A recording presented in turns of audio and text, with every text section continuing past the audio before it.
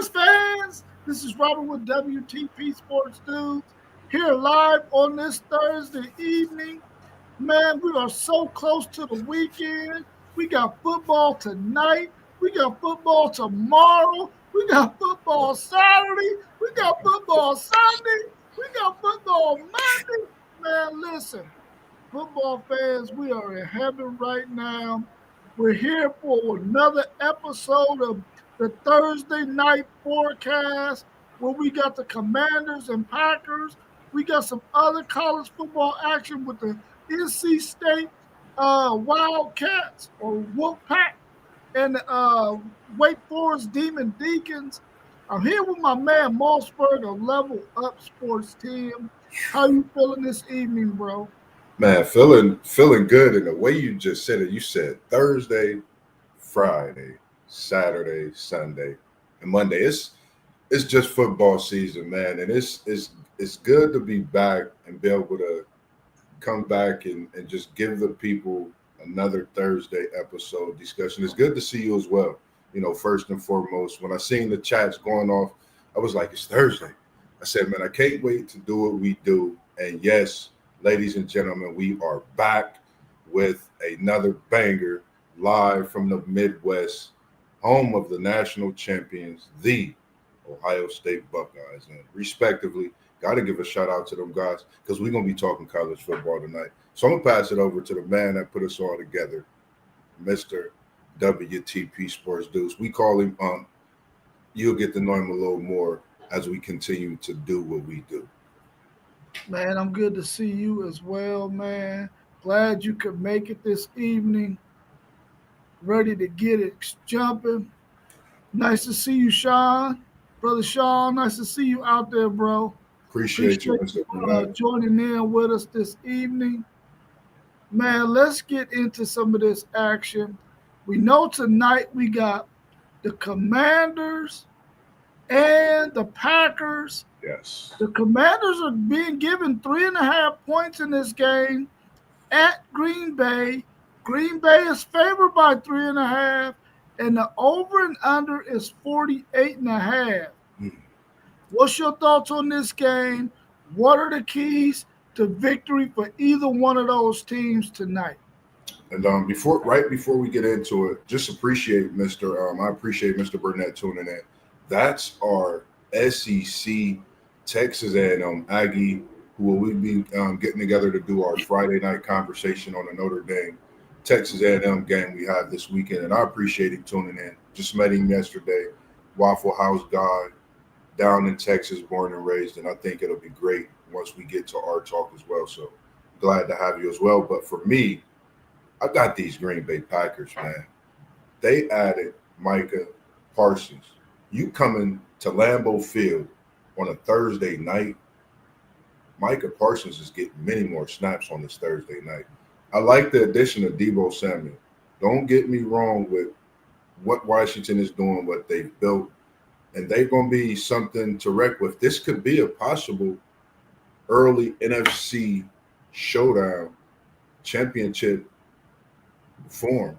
This is a possibility, something we could see later in the NFC playoffs and as the season progresses as well. But I'm going with Green Bay and the 3.5.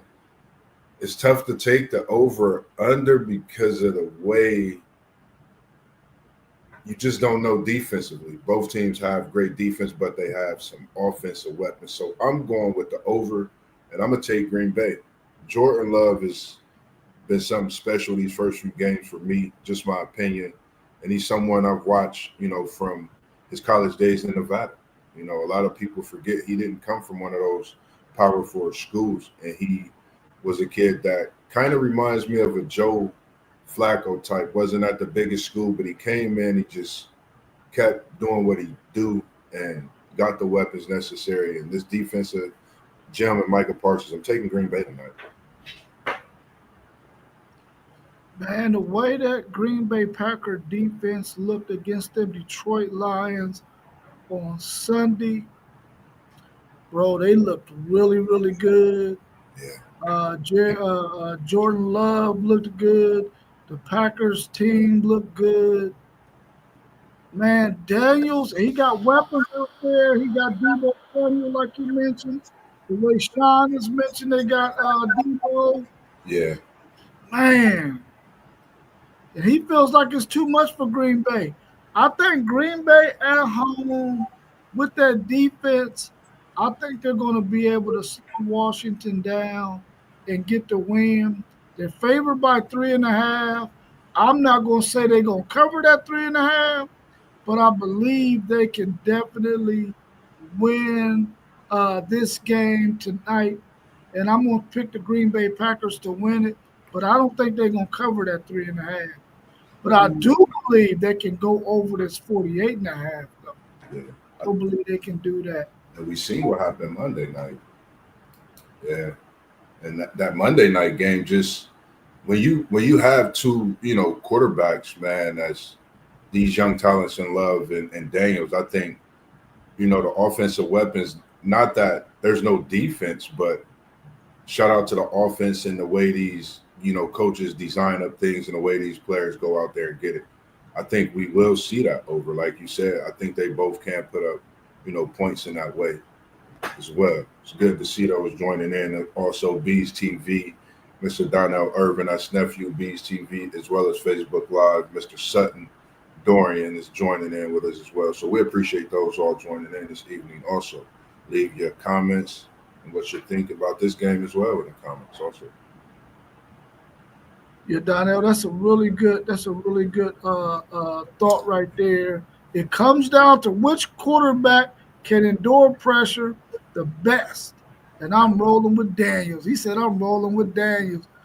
Daniels got some wheels, man, and I know he's going to have to use them tonight because they're definitely going to bring some pressure on him, and they're definitely going to put some pressure on Jordan Love as well.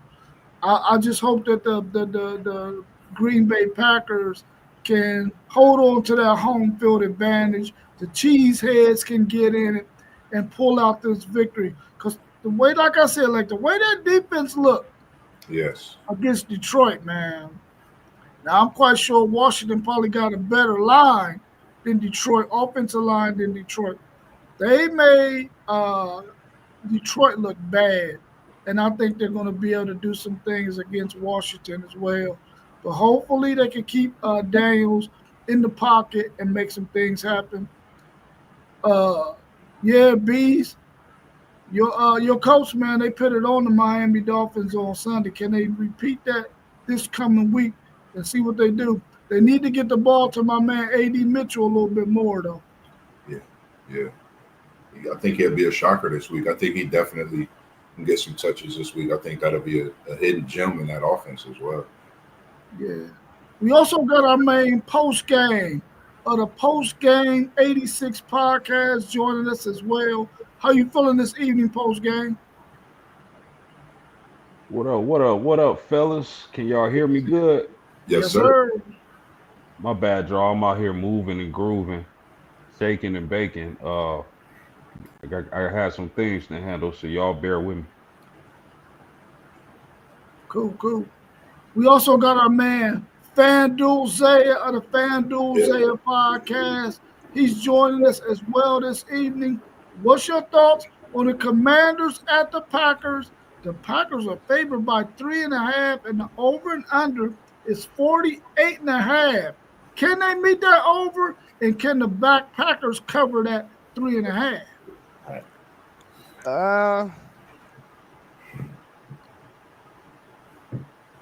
I think it's going to be a little bit over. I think they're going to get over that. I see a final score of 27-24 tonight. I'm rolling with the Packers, though. I like the energy that Micah Parsons inserted into that defense. I just traded for my boy Jaden Daniels in the fantasy league. I hope he gets some numbers tonight. He ain't go too crazy in week 1, but it's a lot of weapons on that Commanders offense. Yeah. I just think though that energy, man, that's inserted into that team, man. Now they believe they can win it all, and I think they rolling off of it right now. So I'm gonna go with the Packers tonight. Yeah, that Michael Parsons is different, man. Like the way he chased down the The way he chased down Jared Goff, he didn't get a ton of snaps, but just the difference in that Packers defense, they flying, man. And you in Green Bay on a Thursday night. I think you're gonna get you some points tonight, Zay, for sure, with JD. But man, it's gonna be a thriller, man. I just like Green Bay. Hey, Bees, drop that link to your channel in the comment section so we can put it on the screen. I should have sent it to the chat too. Yeah, I want to put it on the screen. You feel me? Yep. Yeah, cool. Bees is taking the Commanders, and our man Sean is taking the Commanders. I think Donnell is taking the Commanders. Man, listen, I'm going with them Packers. I think the Packers going to pull it out at home myself. Yep. Let's look at the game that's taking place right now. And I don't know if y'all watched the beginning of this game. Hold up. It sounds like post game trying to get in there. Oh, okay. Yeah, let me make my prediction, y'all. Oh, okay. Man, this is one heck of a Thursday night matchup. I really like both of these teams. I really like these two quarterbacks. I like Jordan Love. I like Jayden Daniels. Jayden Daniels is the future, in my opinion. But I would like to take the under. I really like the Packers defense. I think Zay was speaking about Micah Parsons and the energy he brought to the team. I think if Washington can't run the ball against that front seven in Green Bay, they'll be in trouble because then Green Bay will unleash that pass rush on them. And one thing Green Bay showed in 1 week is they can get after the passer. And seeing what they did to Detroit, although Detroit lost both of their coordinators. John Burnett said that. So, yeah, that's facts. Detroit still got playmakers everywhere on that offense. And they play good defense against Detroit. I don't know if Washington got quite the weapons that Detroit has, but, styles make fights. But I'll take the under on this game because I believe, like Moss was saying, Green Bay on a Thursday night, I think they're going to be red hot. And I think Jordan Love wants to prove that he's in that upper echelon of quarterbacks. Yeah. So I'll take the Packers tonight, fellas. That's a great point. Yeah, that's a great point, man. This could be something to see.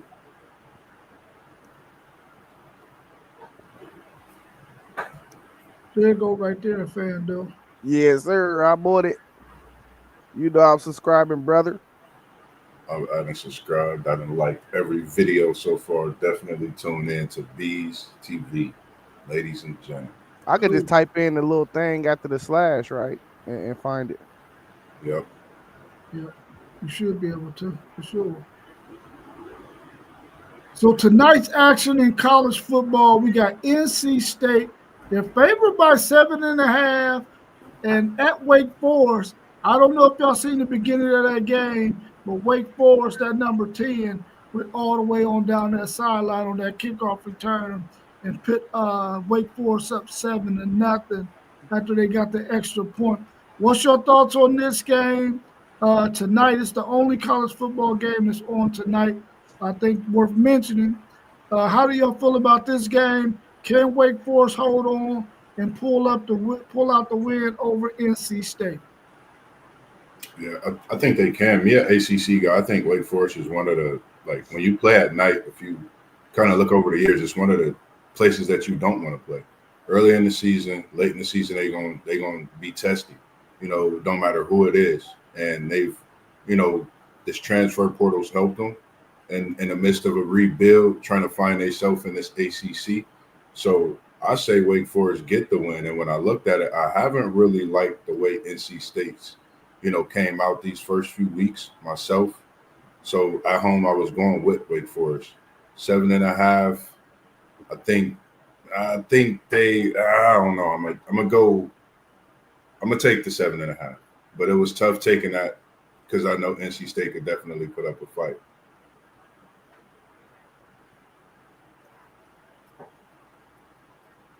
Yeah. If you're a college football junkie like me, you are absolutely going to tune into this game. I'm definitely am. I'm a college football junkie. You know, that's my go-to. You know what I'm saying? If college football is on, you better believe FanDuel is watching. Uh, as far as the game going to go tonight, um, I like NC State in this game to win this game. Uh, I just hope they don't play as bad as the second half as they did against Virginia, because that quarterback that they got out of the portal at Wake Forest, he ain't no joke. He can ball a little bit. So I do not like the spread. I will take the points. Um, I think it's going to be right there. It's going to be the end of the game type stuff. So I don't see nobody winning more than a touchdown in this game, but I do like the over in this game. But I'm going NC State. Yeah, I agree with FanDuel. I like the over in this game. I think that NC State gets the victory tonight, fellas. ACC football Thursday night. I'm going with the Road Warriors. Give me NC State, fellas. Hey, just while we talking right now, y'all do know NC State is losing 14-0 already, though. I'm just saying. That's what I said. It's tough to play, but you know, like these are the type of games that second half, like you said, Zay, the over. NC State is not going to just bow down. I don't think they're going to bow down. Yeah, I don't think they can play 4 quarters of football, though. Yeah, I got them in that 7.5 too. I got everybody's pick, Sean, Donnell. I got everybody this week in there on the picks. Hey, that one don't count. That one don't count, though. No, I'm just putting it down for us anyway. No, you can't put that one down. No, I'm saying just marking our marks, but I ain't gonna count it. Yeah. Okay, I don't want you to confuse yourself. You good. Yeah. That one already started, man. Hey, we ain't giving no freebies out. Nah, you good. Well, you might want that free because I think I got you in the dust, don't I? Nah, that ain't what JoJo said. That ain't what JoJo said. I know, man. These last couple of weeks, man.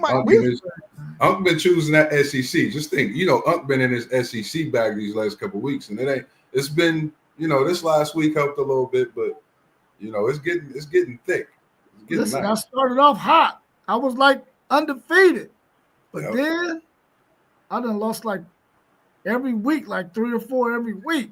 It's a marathon, man. It's a marathon. Yeah, it's a race for sure. Yeah. I think that Wake Forest, man, and them fans, they trying to pull the upset, man. Before I saw that fan base and that crowd out there, I was thinking, oh, NC State got this. They did the preview. They showed the quarterback in his second year. He done picked up some weight. He was spinning the ball in the first 2 games, and I'm thinking, okay, man, they 2-0. Wake Forest 2-0.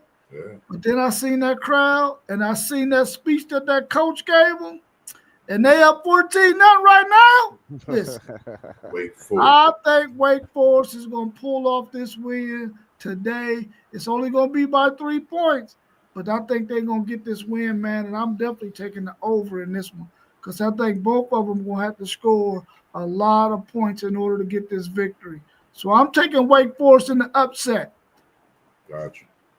Hey, that quarterback went to Hoover too in Alabama. I don't know if y'all familiar with the famous Hoover. Yeah. They used to have that series back in the early 2000s, mid 2010s. Yeah. We know about Hoover. They produce dogs. Yeah, I got a little glimpse of them. Like I think right before the season started, that when they had that high school football start off that Thursday night before the kickoff of week 0 too. So. Hey, Anthony Manzano, you got to be here with us on Saturday morning at 8 a.m. That's a slot for that game right there. Oh, yeah. You got to be here with us Saturday, 8 a.m. We give him a little something, though. We give him a little something. Give him a little taste. No prediction. No prediction. We give him a little something. He said he acting as a Hurricane fan. Can I say something to him on that? Because we appreciate Mr. Manzano, Anthony, joining us. I'm going to just say this, man. You better hope that Hurricane don't get smoothed over by a barking bulldog. That's all I'm going to say. Nose Nation. Don't look ahead, baby. Oh my God. Yes, sir. You know I had to hit him with it, man. Appreciate you joining, man. That's my guy, man. Man, Anthony, I think it's gonna be a great game though, man. Yeah, sure. That spread is kind of crazy, after seeing both teams to me. Um, that's a tough team that USF got. I definitely think Miami got way more talent on that team, but this is Florida football. So a lot of these kids they know each other, man. So I just don't see why the spread is so high, knowing what we done seen so far this year. But I do think the game is going to be won from the quarterback position. So I feel like whatever quarterback played better, really got the best chance to win that game. Um, and really, we seen Miami defense now. We get that it's not the same defense last year. It's pretty much revamped. They can actually get after the passer this year, which is a good sign to see. So, but as USF, man, that's a well coached football team. And what is one of the things that Mark Cristobal and struggle with in game adjustment. So it's going to be real interesting to see how both of these teams come out in the first quarter and after they get the fill out process and see what type of adjustments both sides make. And that could play a big key part, a big role in this game as well. Is a lot of times it always come down to coaching for real. So and even though y'all got more talent than them, I kind of like my Ohio tree guy over there, Alex Golish. So I don't know who's going to be the best coach in this game. So I'm excited for this game, man. It's another top 25 matchup, and it's here. It's here. What you got for him, Post? Man, Zay, that was a great breakdown. All I'm gonna say is this, man. Styles make fights. Styles make fights, fellas. I really like the physicality of this US. Yeah. What's your thoughts, WTP Sports Dudes? I know you got something to talk about this. I'm telling you right now, USF, they are riding high right now, bro. Listen, they in Florida, Miami in Florida. They probably wanted to go to Miami, Florida, or Florida State. Didn't get a chance to. You think them dudes ain't going to come out there hungry and ready to smash something? Now, we all know Miami got more talent than them. We do. But these dudes are riding with some serious confidence, and they're going to be physical, bro. And they're going to be after the ball carriers. They're going to be after the quarterback. They're going to do everything they can do to win this game, man. I ain't saying they're going to win it, but they're going to give Miami one hell of a fight. Yeah. That's for sure. But on Saturday, I'm going to give you my prediction on Saturday. Yeah, we got you coming. Tune in at 8 a.m. on Saturday. You'll get my prediction for sure.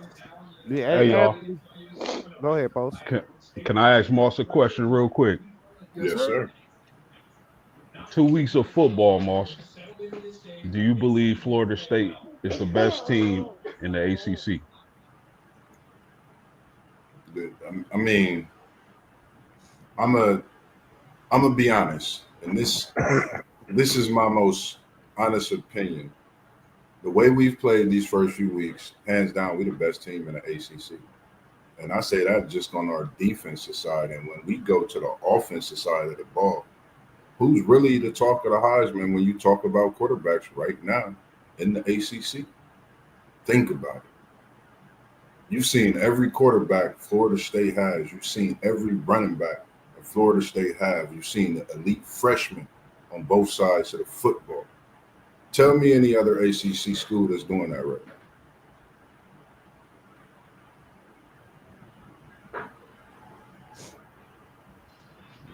I like the confidence. Way too early Heisman is way too early Heisman, though.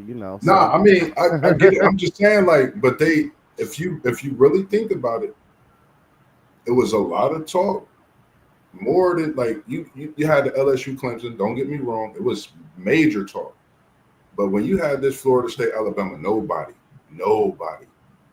have my boys even given a chance. The spread was probably, but it was 14 and a half. Some people said they'd probably lose by 3 touchdowns. Well, So we know Alabama rebuilding respectively, and they looked good last week. But when you think about that, the way this Florida State team, I haven't seen my team moving around with this type of speed in years. When Florida State gets speed, it gets dangerous. And I'm gonna leave it at that. I also want to defend the rest of the country. You know, nobody knew what y'all was going to be because it was a lot of unknown. Y'all Yeah, flipped the whole coaching staff and the whole roster.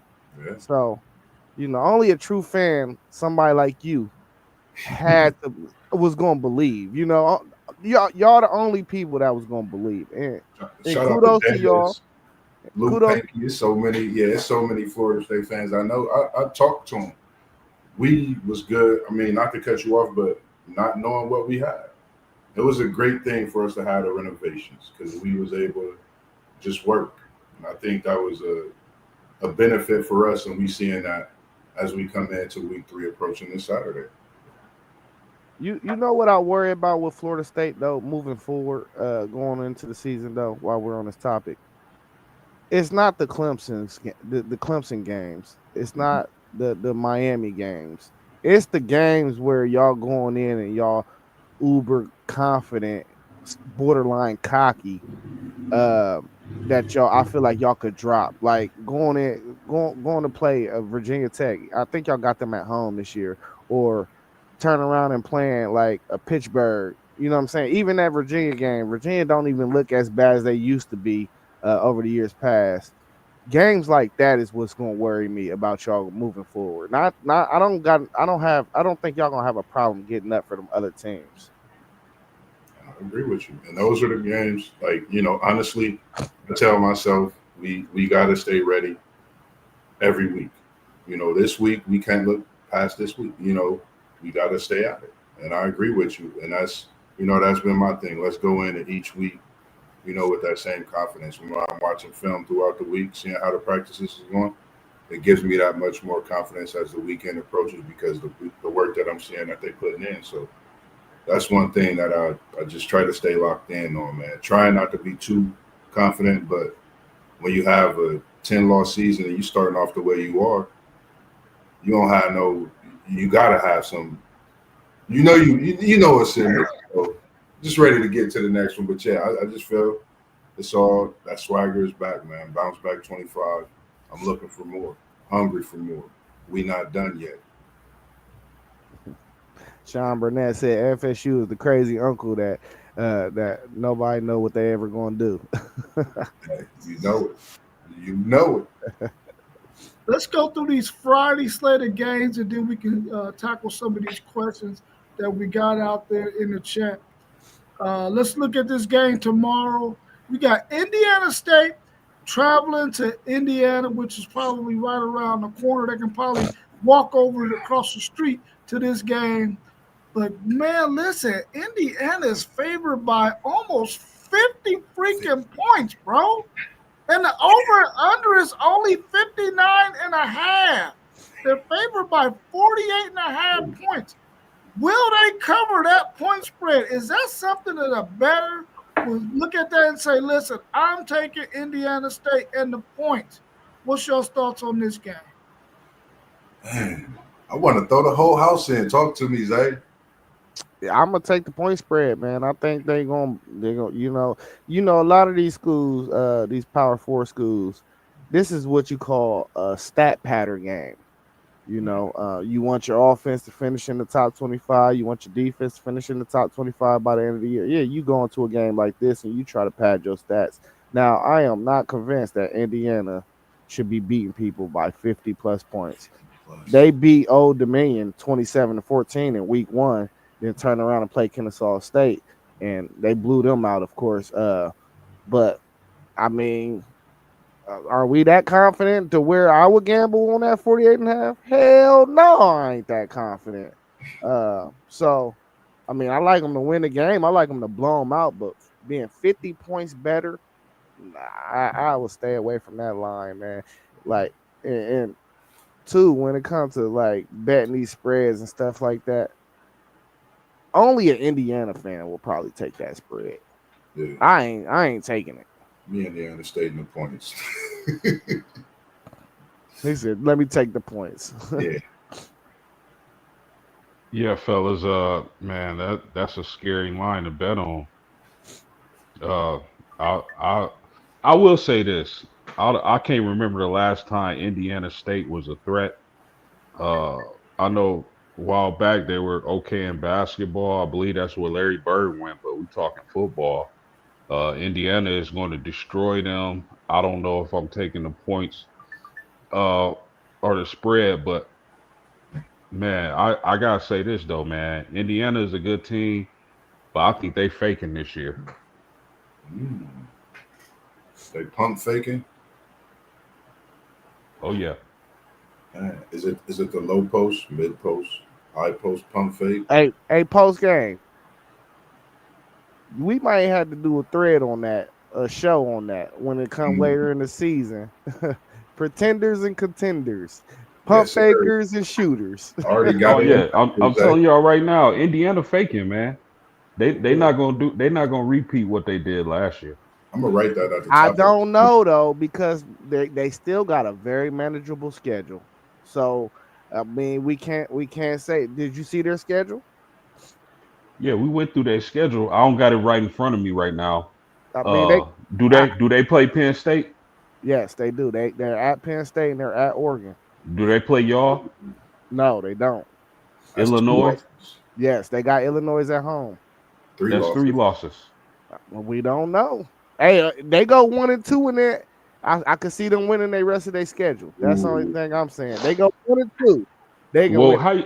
do you got do you have their schedule pulled up? Yeah. Tell us their Big Ten schedule if y'all don't mind. They got after this week, they got Illinois, they at Iowa, at Oregon, Michigan State, UCLA, at Maryland, at Penn State, Wisconsin, and then they end the season at Purdue. That's kind Now, of Zay, how many those games you just read off? How many of those games are you 100% sure? I mean, it's college football. Anything can happen, but how many games are you confident they win? Well, I'm confident that they're going to be the favorite to win all those games except for those 3 ranked teams that they play. I'm very confident they will go into the game as the favorite. I'm gonna say 4 of those. Do you think they're a playoff team? No, I don't. But Coming out. that ain't up to me. If you go 10-2 in the Big Ten, they gonna give you the nod. It's gonna They're be gonna tough. give you the nod. Not this year, not them this year. Listen, if they go 10-2, the rest of their strength of schedule, and they're gonna probably lose to those schools that we expect them to lose to. But the fact that they lost to them and the rest of their strength of schedule was weak as all get out, they not getting in, and they ain't getting in like they got in last year and have another. But hold on. It ain't happening, cuz it ain't happening. Hey, no. Let me stop you right there, and let me tell you why I beg to differ. Because if we look at their schedule and they beat one of those 3 ranked teams, who knows who's going to be Illinois? It could be Oregon. It could be Penn State. It don't matter which one it is. They're going to get the strength from that game alone. That's Where do it. they play? Where do they play them games at? Illinois and Iowa, just those 2, for example. Illinois, they got at home. Iowa's on the road. See, Iowa, the way they play Iowa State, man, I think that'll be a tough game for them to win.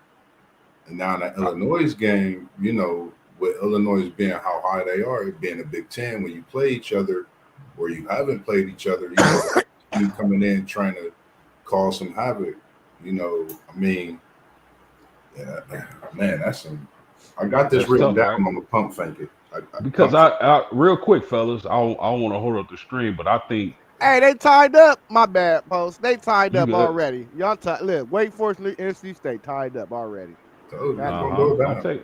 I'm taking State, but I think Ohio State, Oregon, Penn State, Illinois. I think those teams are going to make the playoffs. In Post, I'm with you. But this is what I'm saying. The winner of the Illinois-Indiana game is very much well in contention to make the playoffs, as long as they win the rest of their schedule and they only drop 2 games. That's the only thing I'm saying. And that's why that game is going to be highlighted on the calendar that week, because that game has very real big implications for the college football playoff. And that's what I think. And we can think that they're pretenders, but if they can pull out a victory that day, and they're favored in every other game except for Oregon and Penn State, and they can win those games, I'm telling you, they're going to have to put them in the playoff. They're going to have to. For sure. I'm just not high on Indiana this year. I was high on them last year, but is there any other Big Ten teams that you can see making the playoffs outside of those teams I just named? USC maybe. I think they're the dark horse. Oh, what about Washington? I think them are 2 dark horse teams. I like the way you spoke about them, Zay, that Washington team. I can't see Washington making the playoffs. USC definitely a sleeper. I like they got that the Ryan family all over football. I just read the article. I think he's going to make a difference with Lincoln Riley too. So I think that USC team could possibly sneak in, man. We can see these next few weeks, this being a big week too for every conference as well, with the ACC, SEC, Big 12, Big 10. It's even a Notre Dame independent. This could be a make or break weekend either for some teams when it comes to the playoff outlook, possibly. So this is the thing about the Big Ten. This is just the fundamental fact. I'm not being a homer when I say this. Please bear with me, guys. You good? When you're not Ohio State and you draw Ohio State, it instantly makes your conference schedule hard. You know what I'm saying? And Washington drew Ohio State, Michigan, Illinois, and Oregon. So they got one of the hardest slates in the Big Ten this year, period. Where's the game when they play Oregon? They play at home against Oregon, the last game of the year. They play y'all at Ohio State? No, we play them at Washington. So what if they go 2 for 2 in those games?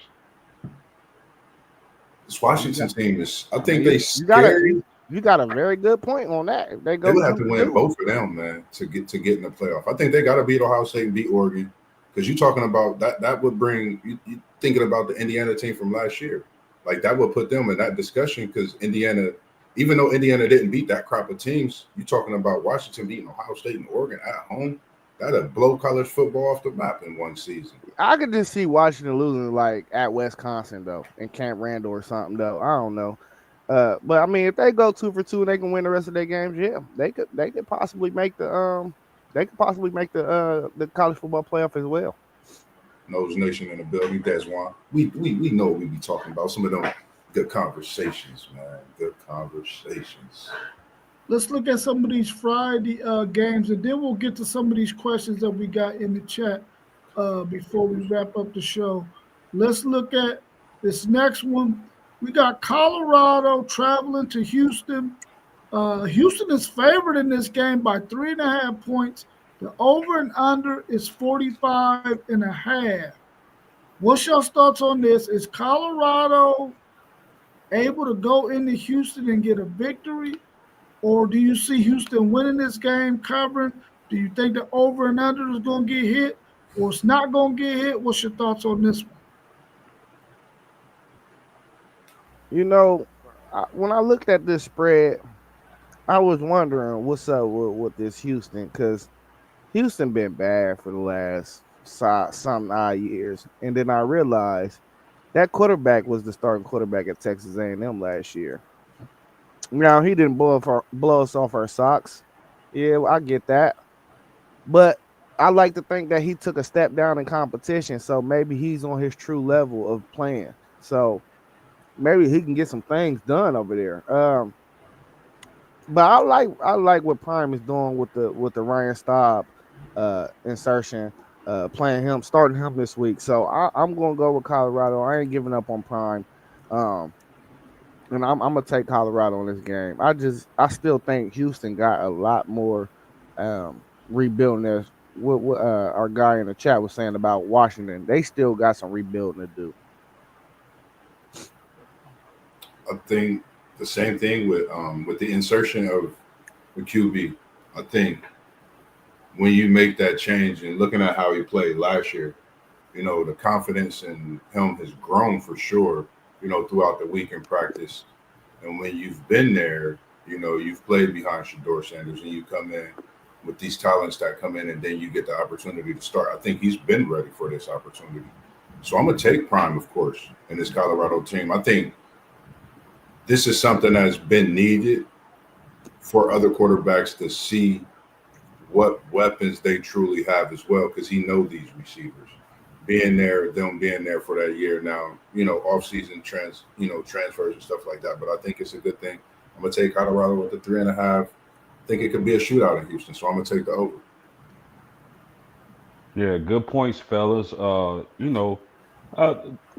It's real interesting to see what's unfolding in Colorado, man. They bring in Salter.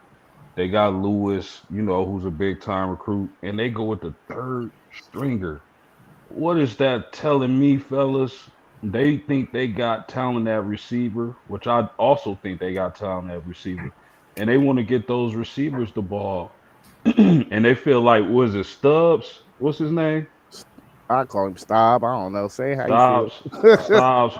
Yeah, they feel like he gives them the best chance to get the ball downfield, and I'm here for it. So I'll take Colorado in a close one, man.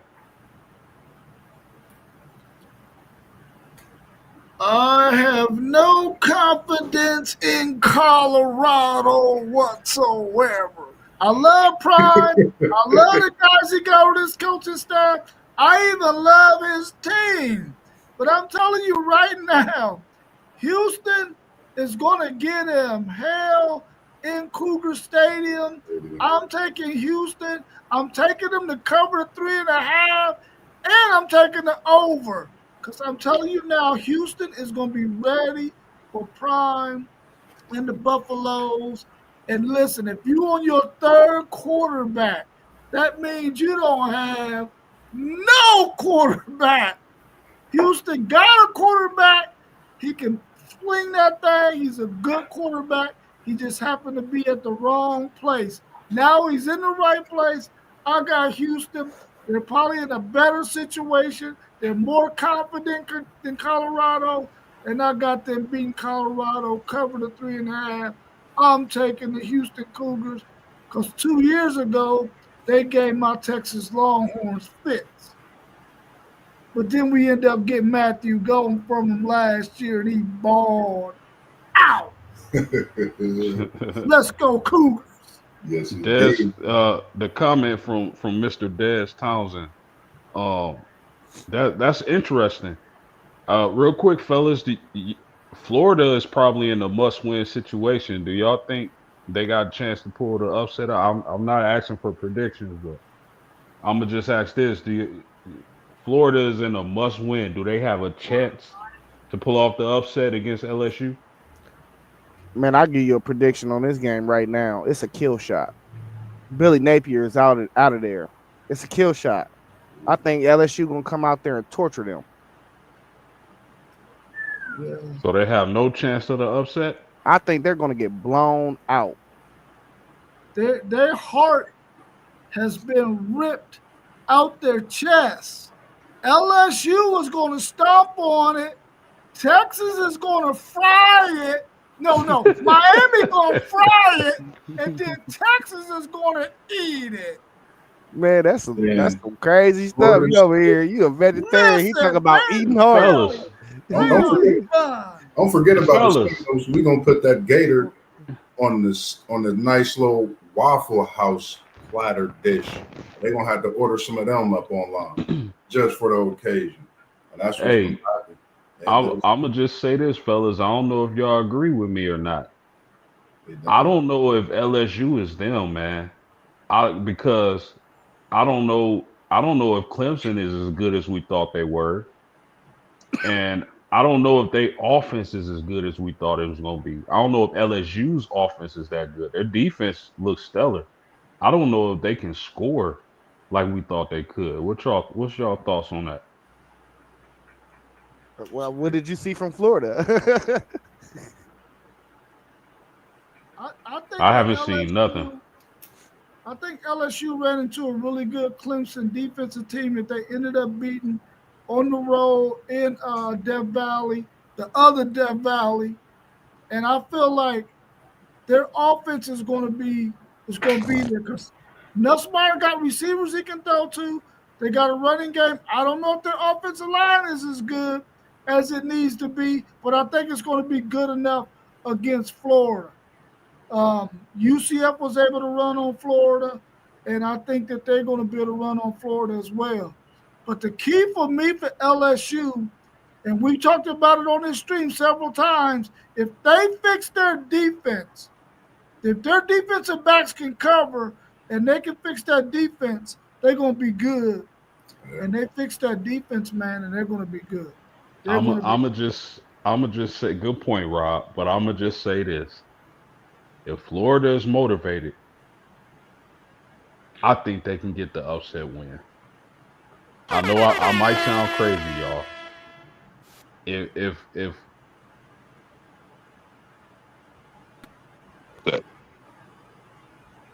I just do. I just do, man. It's something about LSU, man. I don't know. And where's that game being played? Is it in the swamp? Yeah, I think it's in the swamp. Nah, it's at Death Valley. It's at Death Valley, yeah. Hey, and that's gonna be a 7:30 game. You already know how it's going down. Hey, they about to deliver that kill shot. Bah! Hey, You I'm know what telling it you, is, folks, They they ain't about to playing, deliver man. that kill shot, bro. I think It's Noose is loose this year, man. I think it's just going like we seen last year. It took him a little bit to get warmed up with the team. I think they plan we don't really talk a lot about it, man. We gotta think about who they plan for this season. They plan for that wide receiver, Lacey, man, is special talent too. So they Can definitely playing with a chip on their shoulder. And I think getting out of Clemson was, part of that testament to their journey they gotta go on this season and that SEC possibly and throughout. do we believe Lagway can get you one? A win? Just one. If he can get you one, this the game he gets you one. I think he can get one. I just don't think this is the one. I think it's better off with like Texas A&M. Man, watch your mouth. Watch your mouth. I'm just saying, man. Yeah, because I'm about to say Sean Burnett, he Texas A&M on here too. I'm setting that up for you post game for tomorrow I'm night. just saying, no. I'm just saying, baby. Listen, Yeah. Texas A&M, maybe even a Florida State where it's a rivalry and the blood brewing a little better. I don't see it with LSU, man. I just don't see it. Hey, but look, this is why the game is played between the lines. Anything can happen. And that's in 2 weeks. For sure.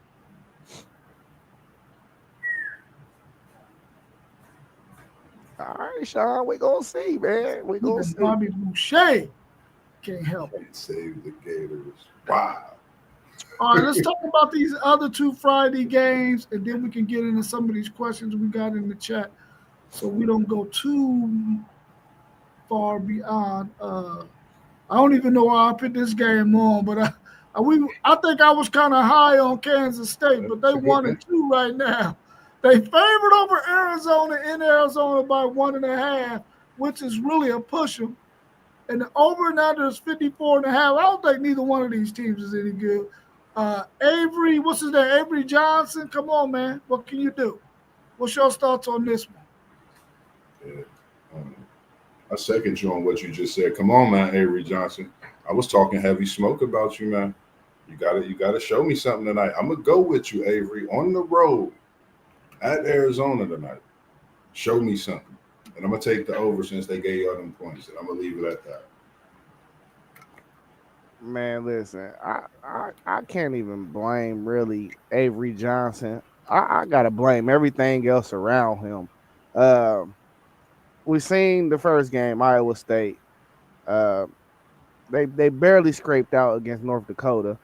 So, and then they lost to Army. So I listen. I'm just all the way. My meter went from like 8 for them in the Big 12 to like a 2. It's still a lot of football to play. The Big 12 is going to be real chaotic, but I'm going Arizona just by default. I can't keep on picking. I can't keep on picking Kansas State. They keep letting me down. I just can't do it. Yeah, man. I have a hard time putting any faith in K-State. I don't know, man. I just don't know. Maybe seeing his father and brother fight traumatized that team or something. I don't know, man. I thought Kansas. I'm with y'all. I thought K State would be better. They did lose their starting running back the first game. Give me Arizona. Mm. Hey, is that true too? That what I seen about the running back not coming back to the team? Yeah, he done. He left. He left. He put that in out there after that, like coming into that week 1. That's bogus, man. Yeah, I heard that too. That's crazy. Well, didn't it have something to do with his money? No, I think from that injury, I think it was really the injury too. Like, you No, got. he That was. said promises wasn't fulfilled. We don't know. It could be. Oh, he something did dealing that. with the That money. speech did have something else. He said promises was not fulfilled. And it's something with this nail, man, that a lot He of got hurt and they rescinded the check, man. Or maybe they felt like he could have went back in that game and didn't. Facts. you know. But I would take Kansas State to win this game, man, because I think Arizona is probably worse than Maryland, Northwestern, Purdue, Rutgers. What other bottom-dwelling Big Ten team can I throw out there? I knew he was taking it there. I already knew it. I knew it. He getting at you, say he trying to come at you. What? Well, he put a shot at my Texas Longhorns, so I had to come at his conference. Yeah, but you gotta understand something about Arizona. They've been talking about this kid Fafita at quarterback for this is the second year in a row about him having a high draft stock. So they got an NFL quarterback back there.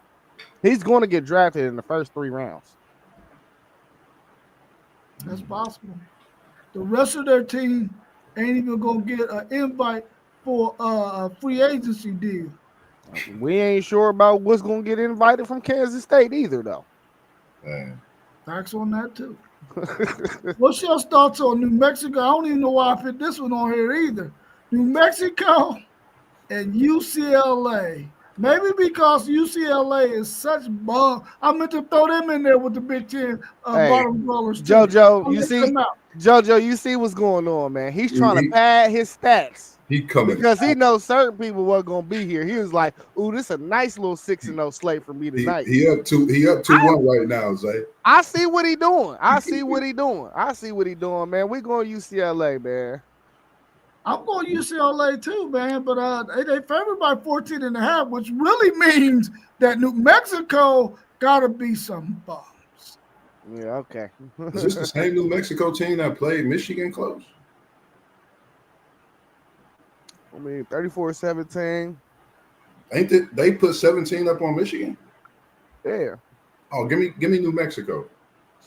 Now you just messing your numbers up on purpose.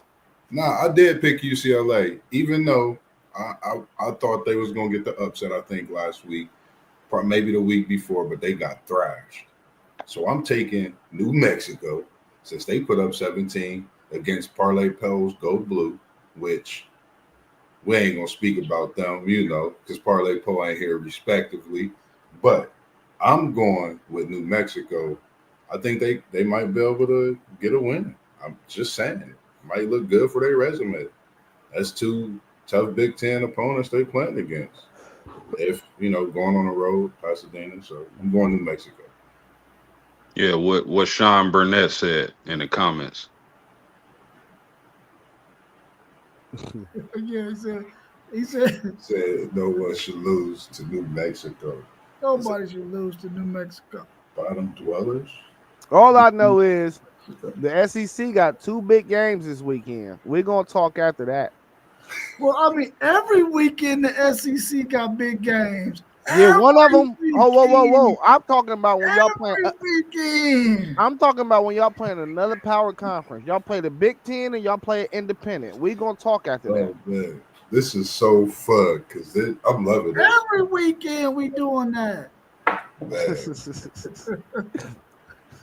Hey man, why is the Big 12 and ACC games more likely to be scheduled on a Thursday and Friday, on Thursdays and Fridays, and not the SEC and the Big Ten. Now we know Indiana playing tomorrow, but most times you ain't.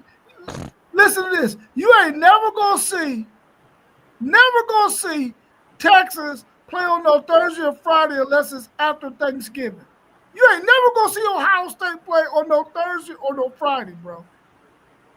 Why do they always slate these ACC and Big 12 teams on these Thursdays?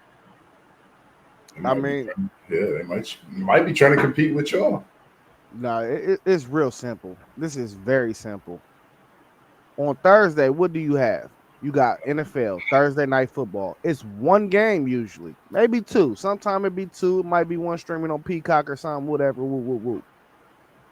You don't really have the competition that you have on a Saturday. You just don't. Like the sheer number of games it is on each time slot. And then what do you have to compete against on Friday? Now, the NFL has started doing Friday games too as well, but it's not that many. So it's like the JV before varsity. Stop playing, Sean, man. Come on, man. Come on. Hey, we're going to win 3 in a row, okay? And then you're going to have to come back and you're going to have to see me. You feel me? SEC too. He Texas A&M. I see. It's Paul Feinbaum's everywhere. I'm telling you. It's all in the water. Hey, but listen, though. It's a simple mathematical equation. You don't have to compete with nothing on Thursday and Friday for real. So, what is your best shot if you're the Big 12 or the ACC? Let's throw these games out on Thursday and Friday and see if we can catch an audience. And we might catch more than we would catch on a Saturday, because if we slot these games at 3:30 or 12 or 7:30 on Saturday, we know everybody is tuned into the Big Ten and the SEC. It's without a doubt. So, I mean, I like the critical thinking on this. I think they need to keep doing it because they ain't got too much to compete with. Yeah, that's all I mean. That's all I think they're doing is trying to get as much viewership as they can, because you're not gonna get it on no Saturday. Big Ten, SEC, they definitely taking over those stations and on the airwaves for sure. Then you got Notre Dame with the independent. So channels is taken. So we trying to get in where we fit in, man. Yeah, y'all said it all. I mean, Saturdays is reserved for the big dogs. But I will say this about the Big 12, man.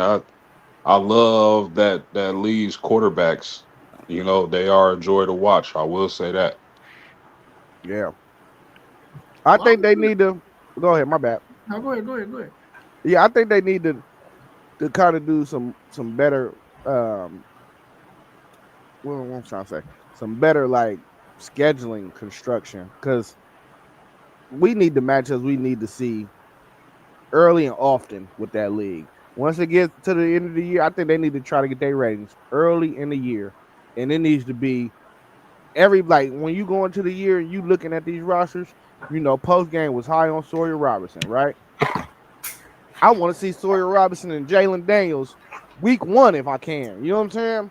I ain't want to see that Dublin, Ireland game, Kansas State and Iowa State. I don't think nobody. We was excited that football was coming, so it probably got good views. But just think about if it was somebody else. You put up your 2 best offensive players in the league up against each other that first week somewhere in a remote location. You made them play a neutral site game. I think that would have went even crazier. Yeah. I'm gonna put a different twist on it, man. I know and I'm quite sure my man Sean can bear witness to this.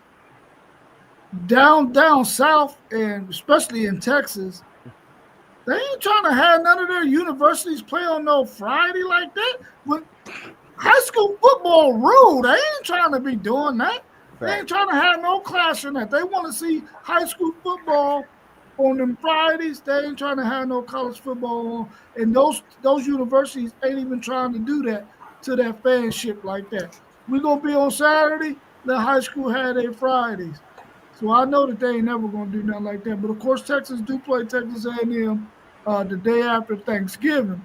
But, high school football is probably done, or they're playing in the playoffs or something at that point. That's a fact, Rob. High school football is huge in Texas. Yeah, the cities be shutting down. Right. What's your thoughts on the January transfer portal window being the only one in January? I think between the 2nd through the 11th, just depending on how those days fall. It's a 10-day window. It's the Big Ten coaches aren't in favor of it. Why wouldn't they be in favor of that? Well, let's just be honest, y'all. Ryan Day was the one pushing this, because he see the dynasty is brewing and it's going to affect us the most. We're going to be the team that's going to get caught.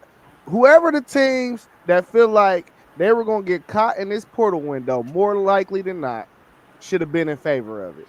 Now, that's not the whole country, so you're not going to have a huge backing. I knew this wasn't going to go through because everybody not playing on the same level. You feel me? So, when it comes to these playoff games, you want as much advantages going into the next year if you can't get it done right then and there. And that's an advantage to the teams that's not playing late in January.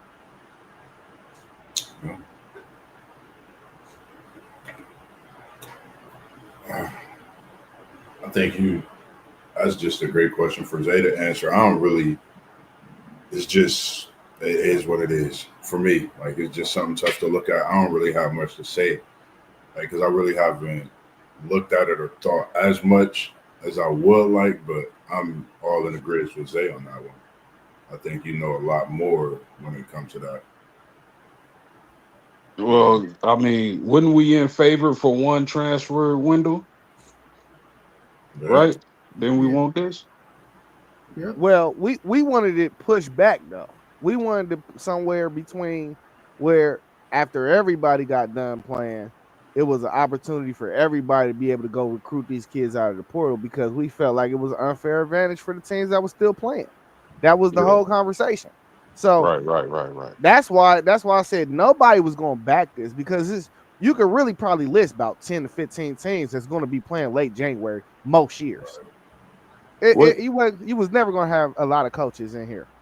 Right. So that transfer portal window is during the playoffs, right, fellas? It's like I think it ended up being like right before the national championship, like a week.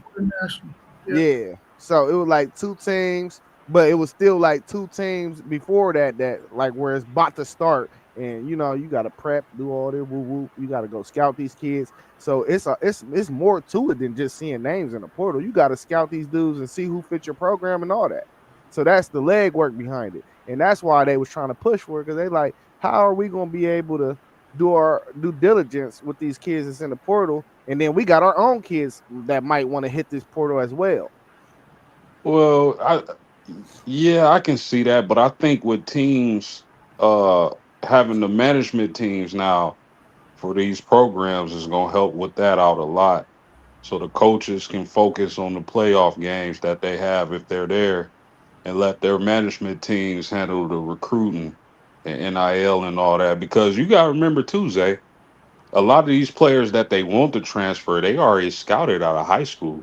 They just didn't choose their team, right? So I think with the management, that would help that out. Yeah, and that's a good point that you make. And when I think about it, I think of it too as like, okay, if I put my name in the portal during this time, am I more likely to go with the management team, or am I more likely to go with Marcus Freeman because he called me personally? So I think that's where the advantage was when Ryan Day initially made his statements about this, because he like, I can't hop in the portal because I'm prepping for this game. You can get a team together, you can get guys on it, but the management team ain't Ryan Day, and the management team ain't got no comparison to Marcus Freeman getting on that phone. Now, just thinking of my bad post game, I was about to say, just thinking about it real quick. I know we talked about just one portal window, but then you think about like SEC, Big Ten, SEC. When it comes to playoff and positioning in these last few years, they've had the upper. Could this be the Big Ten trying to move in? And it's just something to look at. The Big Ten is always trying to push for certain things because it's just the Big Ten, and they deserve, some respect, I think, in certain ways on the national level. When we talk about a lot more things, it's not that they don't, but that SEC is always talked about in the playoffs. So maybe this the Big Ten of moving their way in to having a upper on the portal. Never know. Yeah, what you saying is true, Zay. They recruits would much rather hear from the coach. But here's the thing, right? Uh, it's not like when you're in that transfer portal, it's like a high school recruiting class, right? One of the things Marcus Freeman has always said is we want to major in high school recruiting and minor in transfer portal. So I mean, a typical transfer portal class at Notre Dame ain't no more than 5, 6 players, depending on the year. And Likewise. yeah, you feel me? So I mean, I'm pretty sure Freeman or Day or Sarkeesian or the Florida State's coach, Michigan coach, I'm pretty sure if they making a deep playoff run, they can set aside 5 to 10 minutes for a couple players. What y'all think? Oh, they're gonna set aside 5 or 10 minutes for certain players for sure. For sure. So I think this. So this is what I think. I think we're focusing in too much on the players that's coming in and not retaining our own rosters. Because what's going on is you're trying to keep your team together and you don't want your kids to hit the portal. You know what I'm saying? And that's the part that's sticky because you're in the midst of a playoff run. So you can't really go through and evaluate a kid and tell him, okay, this is what it's looking like for you coming up next year. You'll probably have a chance or not because you're in the midst of still trying to win games. That's not on the docket right now. So True. I think that's where we're not True. emphasizing enough. It's not about the guys that's coming in. It's really about retaining your roster more than anything. True. But I would say this my bad, Rob. Just let me say this real quick. Now, you trying to keep your lady. Let's say I'm just hypothetically, you know what I'm saying? Yeah, because she ain't going nowhere. Right. Know how folks be. Just hypothetically. I know y'all got a good thing, whatever. But would it be easier if your lady lived with you to apologize to her and keep her home, or would it be easier to make that phone call and she in a whole nother house from you? Oh, no. You got a point right there. See what I'm saying? Yeah, I mean, we could, bro. It's good points. It's good points on both sides. We can go all night, man. So I want to get to Rob though.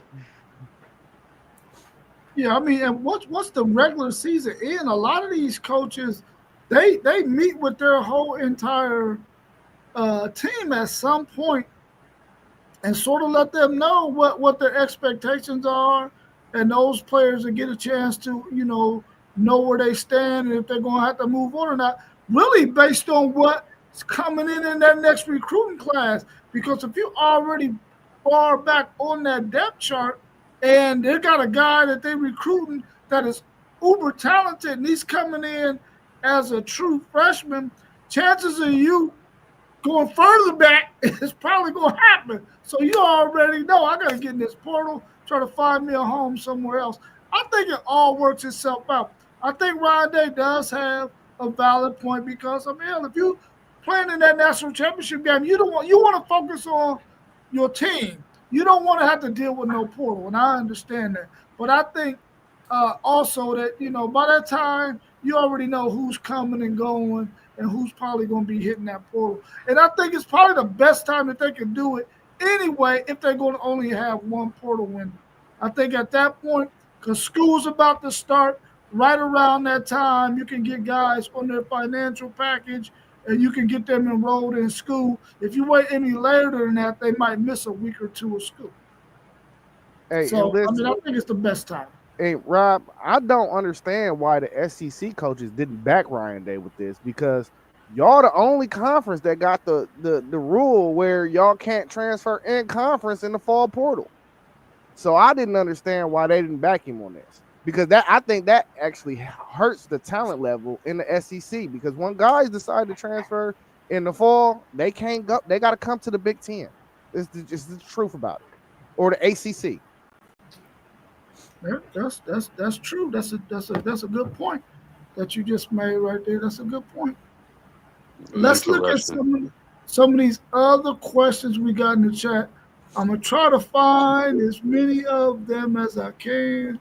That's some good ones. That's what I was thrown off by just reading some of the questions we got. That's some good Anthony said, "I have a question. So you will put a 2-loss Indiana team over a 1-loss Florida State or Miami team if the latter losses to the if they lost in the in the conference championship game and they only had 1 loss." So no, that ain't gonna happen. A 2-loss Indiana team is getting over because they keep on talking about this 8-4 SEC team. Ain't no 8-4 team, like, because I don't know if y'all seen Oklahoma's schedule now. They got like 9 ranked opponents left on their schedule. So it's like, I don't care if they got 9. If they go 8-4 on that schedule, I'm not putting them in the playoffs. I'm just not. Yeah, because it's like you I ain't even going. That'll be a whole nother show. I'm gonna leave it at that. I agree with that. I agree. He said that'll be a whole nother show. Hey, yeah, go ahead, kick your stuff, then, boss. Go ahead. They not getting past a 1-loss Florida State, even if we win the ACC championship. I just don't think it's possible. I think Indiana got a tough route, man. I just think the route that they on, they playing with fire in the midst of what Oklahoma playing with. You know, that's a tough, brutal schedule they got to go through, as well as even Washington. So, you know, we could throw Washington in there, and I still don't think either one of them two could do it. JoJo, you could slash Indiana and Illinois too, by the way, because they got resemblance in their schedule. Yeah. So if either one go 10-2, we talking about the same type of team. One look better on the field though. But right. I'm saying it's like the same. You get what I'm saying? It's like the same. Like when it comes to that playoff, like will they be ready for that type of? Yeah, I just don't think. It's still early, but I just don't think. I mean, I'm not going to put them over my Seminoles for sure. Yeah, not a 1-loss team. Now, I mean, if we're looking at a 3-loss SEC team at that point, then would you put them over them? And I really do believe that the committee gonna look at that Indiana team again and be like, "Yeah, you got 2 losses and they got 3, but man, we ain't doing that. We're gonna go ahead and save face and put this SEC team in over Indiana because the Indiana brand just ain't as big as a 3-loss SEC team now. But if it fell the other way, then I'm quite sure." If it was a 2-loss, like you say, if it was a 3-loss Oregon team and a 2-loss Tennessee team, maybe they would put Oregon in. I don't know. I doubt it, though. I doubt it. Sean said, I have a legitimate question about Saturday. So Ohio State is on Peacock and A&M and Notre Dame is on NBC and Peacock. Could Ohio State game be not shown, and that will piss off many Buckeye fans? It's just a hypothetical. Yeah. You know, Sean, come on, man. You trying to turn on the stove on high heat, man. I get what you're both in the Midwest. It's only Ohio State game was only shown in Columbia, only in Ohio. When you get on Peacock, bruh. When you get on Peacock, it's 2 separate things you click. Yeah. It's just like Netflix, bruh. Yeah, you just click what game you want to watch. It's not that difficult, man. He trying to get a reaction out of me. I see you, bro. SEC been watching Big Ten views. He been watching the show. I see you. I'm turning over a new leaf, my man. I'm turning over a new leaf. Sean, join the club. Everybody who comes in a chat, they always target that guy down there. For some reason. Yeah. Y'all good. Next question. I have a question for all of you guys. As both SEC and Big Ten fans, what combination would you rather have, Clemson and Florida State or Miami and Florida State? Like, is he referring to like to join our conference? Yeah. I'm taking Florida State and Clemson. Yeah, I would take Florida State and Clemson. I think that makes more sense for the Big Ten if that came down the pipe. I'm surprised. Why? We don't have a Florida school. Well, I like y'all's brand over the other two, the Florida and the Miami. You know, we know what y'all's brand is. It's all about branding, you know. And then we're not in South Carolina at all. So, of course, I would go in the SEC country and take South Carolina, Clemson. I'm gonna tell you right now, as an SEC fan, man, the way some of these SEC teams are having a field day in the state of Florida, getting some of them athletes, they're not trying to compete against another Florida school for those Florida players. So I don't think they would want Miami or Florida State. They definitely want Florida State to go to the Big Ten. I think they want Miami to do the same thing. Will they entertain Clemson, even though they got South Carolina in the same state? I believe they would entertain Clemson. But I think the SEC would rather have North Carolina simply because of the basketball program. If they were to take anybody out of that ACC, it would be they would take Clemson and probably North Carolina for sure, probably even Duke because of the basketball connection. And they don't mind having some more bottom dwellers, especially since they're going to go to a 9-game SEC schedule. They want a couple more bottom dwellers for sure.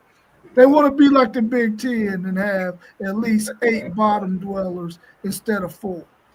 Man, ain't I putting the link on the bottom? Ain't I putting the link on the bottom to Welly show?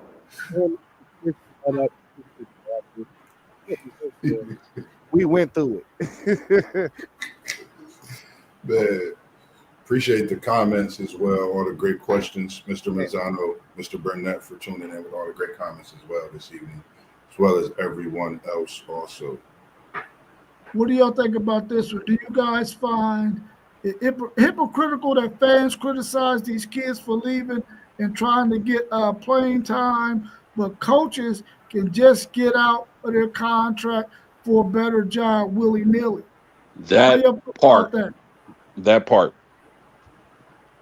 Yeah. Go ahead, post game. What you think? Go ahead. No, he said it all. I don't have no. Listen, man. If I'm a student athlete in this NIL day and age, I'm setting myself up the best way I can. And if that means going to a team that's offering something better, I'm cool with that. We've seen it for years and years and years from coaches. They swear by these kids. They recruit them. They love them. This and that. Y'all like my sons. We family. As soon as a big program call, well, guys, I'm gone. You know what I mean? So I agree with the comment, man. I mean, yeah. I mean, he said it. He said it right. You know, I don't got a problem with kids hitting the portal. I got a problem though when I feel like you ran from competition. That's a whole different conversation. Like, oh yeah. I don't like people ducking smoke. I feel like if you could have stayed there, you was getting compensated well, and you just ducked smoke and tucked your tail and ran. I don't like that. It's crazy because I think we talk so much about this. My thing is being a former athlete. I want loyalty, of course, but when it comes to the coaches switching and doing what they do, that makes it tougher. I would look to be different. I would try to stamp my name at a college that's a small school, bring in every amount of dollar, do it big. I don't know. That's just my thoughts. I think I would try to change the culture today. I think that's something that's needed. We're gonna see something different. I think in AJ Ibasa, I talk about him a lot on the NCAA side for BYU being the #1 recruit and choosing that school. I think that's going to make a wave. I think we got some others that's done it as well in this coming year. So that's just my thoughts and my opinion. I think we can't forget their kids. Hey, that comment is hilarious. Which one? Oh, you know which one, Rob. Oh, about the Big 12.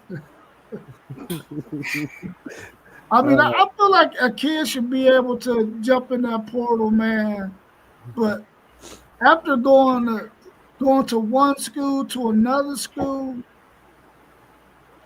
you might be able to get one more transfer in, maybe. If you like a grad senior and you ain't going to the NFL and you want to transfer somewhere else to play, or a scenario like that.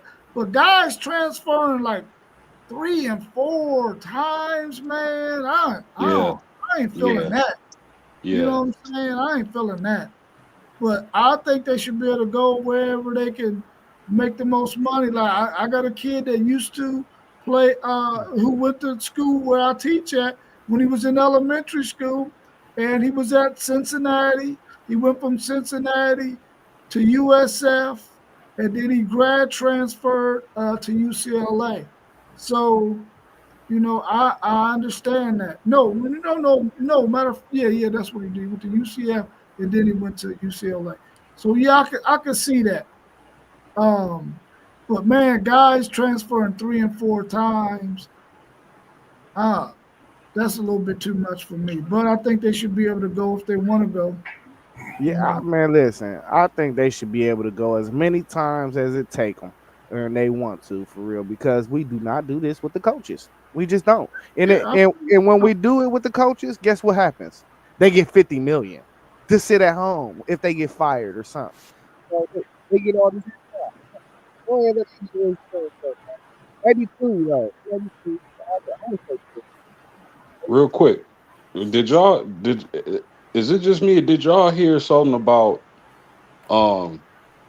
they about to start giving kids 5 years of eligibility and that's it? Yeah, No that's medical, red shirts, none of that. Yeah. Sure. We talked about that like earlier at the beginning of the year. We talked about that.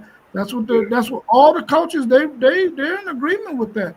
The guy should only have 5. They don't want no more Diego Pavias and no more the guy who was played 8 years who went from Oregon to Miami.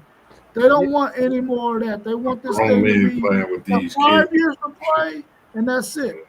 Yeah, and it's something crazy, some crazy number out there like this too. Post game, out of the 130 something odd FCS teams, at least 2 of them got. I mean, each team at least got 2 guys that's 24 years or older on their team. Crazy work.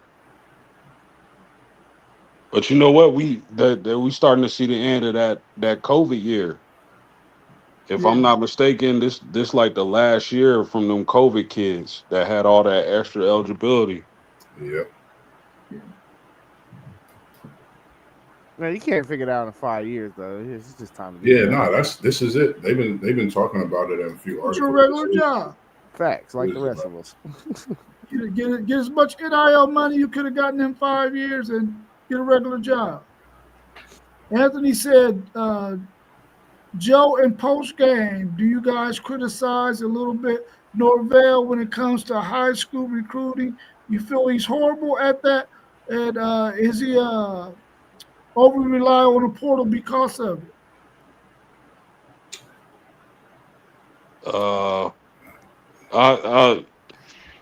I think the way to do it is to be balanced. I mean, if it's working for Florida State, it seems to be working for Florida State this season thus far, being heavy in the transfer portal. But me personally, and if it works for them, it works for them. I don't, whatever works for you. But me personally, I like balance. I like focusing.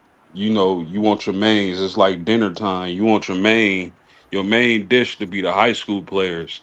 Then your sides come from the transfer portal. Yeah. I'm not gonna say agree or disagree. I feel like he's done a great job. If you look at what we have coming in next year, with everything that we had come in from the portal, I think when you have something there that you can use it. If it's there, I think and it's going to help you. Why not? If they're willing to come and help your team, you know, be great, be better. You know, that veteran leadership that can help that team, I feel like it's paying off for us. We had a couple players from the SEC. We had a couple players from the Big Ten. When you bring SEC, Big Ten to a ACC team, that's a different physicality. So I'm all for it, as well as, you know, I think he's done a great job the last couple of years. I think it's been better what we got coming in this 26, 27 year. It's going to be pure heat, as you see some of his handpicked recruits and these freshmen you see that's playing this year. So I think he's done an okay job, and I think it's definitely getting better.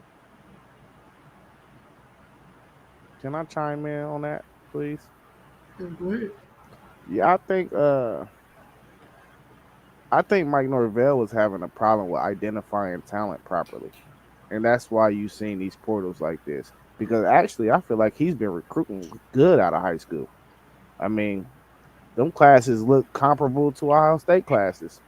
Yeah. So I think they're just missing. You know, sometimes you just miss. And you're right. Like some players, like you talking about the kid we just lost. I think one of the running backs. I forget what school he went to. A lot of these top players, we've definitely tried to recruit. They've been on our list and had visits. You know, this NIL is a big thing too. Got to think about that as well. So that plays a part in this recruiting nowadays. He said, I said, go look up a kid named Bear Alexander. Went to 4 high schools and I believe 3 or 4 colleges. Yes, he did all that. I think he started at Georgia. Then he went to USC. Now it was where he's at, Oregon. Now, see, that's ridiculous, man. Man, They've been at all the big time schools. All the big time schools. Everybody taking a chance on him. I mean, the kid Sadir Mitchell, he came to Texas. He was going to be the man last year. Transferred to LSU. Now I think he left their program. He's from New Jersey. What position he Maybe play? he can go to Rutgers. Defensive tackle, big kid, man. We had to get his weight off of him. We got him down to like 350, and he had a hard time staying there. But he was about to be the man. Last year he would have been the man, but he transferred to LSU to go with Bo Davis because that's who recruited him to Texas, and so and now he's leaving there. So He end up at Florida. he gonna probably go back home. He's from New Jersey, so he probably gonna go somewhere up there. Probably, I don't know. Or he You know- might end up. Yeah, you know, Florida like them 365 guys. Post, this question is for you. As an athlete, do you agree with them taking away the medical red shirt or gray shirt for an athlete? That's tough, man. That's tough because if you get a devastating injury, you know, playing the sport you love, man, I don't know if you I have a hard time telling the kid you can't take the medical red shirt. You got 5 years to get yourself together. Like, I agree with the 5 years, but man, a devastating injury, maybe that's a cause for an exception. A devastating injury, and that'd be it. I'm sure you could probably still apply for one, you know, and they go in front of a group of people though, right? Yeah, they probably will. But I mean, they sound like they're trying to set it to where you got 5 years and that's it. so I think because now that you got so much movement in the transfer portal, you got guys that are in these schools, man. If they end up being there 5, 6, 7 years, Now you got this high school kid coming in trying to play. He can't play because you got this 25-year-old dude on your roster, and he in his second year, and he trying to get some playing time. But this guy decided he was going to come back because he can appeal something like Diego Pavia. Now I know that Vanderbilt happy about that, but I'm quite sure that some of the people that they play, they like, man, we're not trying to deal with that. We and real quick, Moss. Let me make this point. Juju Watkins tore her ACL, correct? Yeah. She may not play this season. So we gonna tell her she can't get the medical red shirt? She don't care about no medical red shirt. She go WNBA in. That's Juju. I'm just saying. Good point, Rob. But you know, a lot of these ladies is eating in college, and they may not be in a rush to get to the W. I'm just saying, you gonna turn an athlete like Juju down? Hey, you know what I'm thinking too, though? I understand it now. Oh, shout out Ohio Podcast. You know, we always say, I mean, you know, you got your aliens out there like Jeremiah Smith and Adrian Peterson was one. You just see certain guys, you be like, fresh out of high school, he could play on the NFL football field. But most 18-year-olds can't, bro. No, they can't. No. Yeah. 25, bro, your body is different. You getting grown, man. Wait, I understand it now. Yeah, I agree with the 5 year. Unless you're gonna start being like, okay, this kid coming in and you got a committee that's gonna be like, hey, I'm applying to go to the NFL right now. I'm Jeremiah Smith. And they be like, all right, you can go. If you ain't gonna do it both ways, then you got to do something like that. I agree. Yeah, I thought Maurice Clarett should have been allowed to enter the draft that year, man. Yeah. But wouldn't his life been different? Man, my goodness. But yeah, I mean, you know, I don't want to get off topic, but I mean, Juju might not play this year, fellas. Yeah. Yeah, I'm so sorry too, because USC was coming to the bus, man. We still going to that game. I ain't going to that game no more. We gonna go. I was only going for Juju. I was only going for Juju. I'm gonna go and I'm gonna put a Buckeye shirt on for you. Go ahead. I ain't going. Juju ain't gonna be there. Well, she might be there, but she ain't gonna be playing. I don't want to go. Yeah. I appreciate you too, Ohio Podcast. I enjoy your show, man. Every chance I get to jump on, I try to jump on and catch y'all's content because I really like your callers that call in and some of the statements that they make and some of the content that y'all bring.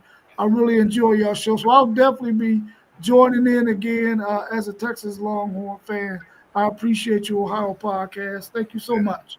Appreciate you as well. I was calling, that is the best Texas fan you'll ever meet. Yeah, I like that podcast. Sure. I've been tuning in as well. I was trying to call, I think it was earlier this week when I was watching, and it was just busy. They had a good show. And Boss, is that the podcast you sent in the group chat? Yeah, that's the one I be sending in the group chat. I be to watching every time, man, and they always answer the questions. And it's just a pleasure, you know, to see like-minded people doing the same thing we do. And we definitely will be giving you guys a call, sending some emails. We definitely would want to come and talk our talk with you guys, man. Whatever it is, we are gladly enjoy it. You can reach out to WTP Sports Dudes here, get with us. And we're just, man, we're more than welcome to come and join you guys as well. Not to mention, we also have Mr. Burnett who's in here. Shout out to Mr. Burnett being in. I appreciate you first time joining in. I met him last night at work, and y'all know when I'm on my graveyard shift, I stay working 24/7. We have another SEC in the building on the panel, and I'm sorry, but he is Texas A&M Aggies. And post game, if you are available, WTP Sports, Level Up Sports 10, Zay, if anybody's available tomorrow, I'm trying to set something up for MD and Texas A&M talk for Saturday with Mr. Burnett, and post game tomorrow evening as well, just to get a little talk and thoughts on that game. Sean Burnett, he a Texas A&M Aggie. Yes, sir. I met him last night, man. Great guy. He's And we got a Notre Dame Fighting Irish. yes, sir. Oh no, I'm sitting back with popcorn if you set that up. And he's it's yeah. already. I'm gonna set it up and everything. And he's actually from Texas. You know, I've been looking at quite a few videos he sent me about everything that's been going down in Texas. It was a pleasure to meet him. NASCAR, Waffle House eater. I mean, you name it, man. It's just a pleasure, and I appreciate you joining and watching all the great questions in the comments as well. No, Moss. No, man. You bringing the ops to us? Nah, man. That's how you doing. I'm bringing some great week 3 talk that we've been needing to continue the independent, the SEC. You know, the Big Ten is loaded, so I had to at least bring another SEC, even though he an Aggie, for Unc to feel some comfort so he's not bombarded by the Big Ten or anyone else, because you know the Longhorns. Man, hold up. They got the whole country, man. What you talking about? He ain't getting bombarded by nothing. You see all the Paul Fine bombs around here, man. Hey, look, it's the Ohio State mostly on the board, though. It's Big Ten on the board. 2 Ohio States and a Michigan. We bombarded by the Big Ten on the board. Yeah, but we ain't on the side of Michigan ever, so you can't even include them with us. Nah, man, you know it's all love, man. Appreciate you as well, Mr. Jaquante Johns from the U's representing the Hurricanes, but you know, bang. Hey, that's Moss for sure, man. That would be fun. You know, getting on with a Aggie before the game Saturday. Oh yeah, for sure, man. I got it set up. I'm gonna set it up for tomorrow night, 7:30. I get in a text. I'm gonna create a text with us, and we'll get in the thread, and we'll get that set up for tomorrow, 7:30, and you know what we do, man. For sure. Sure. All right, y'all. If we ain't got any more questions out there, man, we coming right up on about an hour and 40 minutes.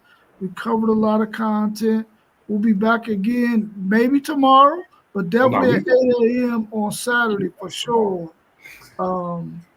And I'm glad you was able to make it in too, Sean. Even though I'm a Texas Longhorn fan and you're an Aggie fan, that atmosphere in College Station, bro, woo, Crazy. That 12th man ain't no hoe. That's for sure. Hey, that's top. That's top 5. That's top man, 5. it might be top 2. Yeah. That atmosphere is lit. Yeah, we was. Well, I appreciate you coming in here with us too. But if we don't have nothing else, y'all, we can go ahead and close out, man. And then we'll be back again Saturday morning at 8 a.m. If we don't go tomorrow, because we probably will go tomorrow as well. And then again on Sunday at 9 a.m. talking a little bit of NFL action that's going to take place that day. But we all go ahead. What Longhorns call Aggies after graduation? I don't know. I need the answer. Hold up. I need that answer. I need that answer. I want to know the answer, Sean. You know Zay ready to fire back, man. You know Zay. I'm gonna keep that in the archive for Texas A&M week. Make sure y'all like, subscribe, man. If everybody that's viewed the video, if you've came in here, make sure y'all like, make sure y'all subscribe. We're gonna continue to come back from this Midwest where right now, as this season continues until it's a date, I believe, in Miami Gardens this year with somebody. We don't know who. Until that changes, it's the Ohio State as the national champions. From one to the throne. We got to give them love. And we're going to continue to give y'all bangers from the Midwest.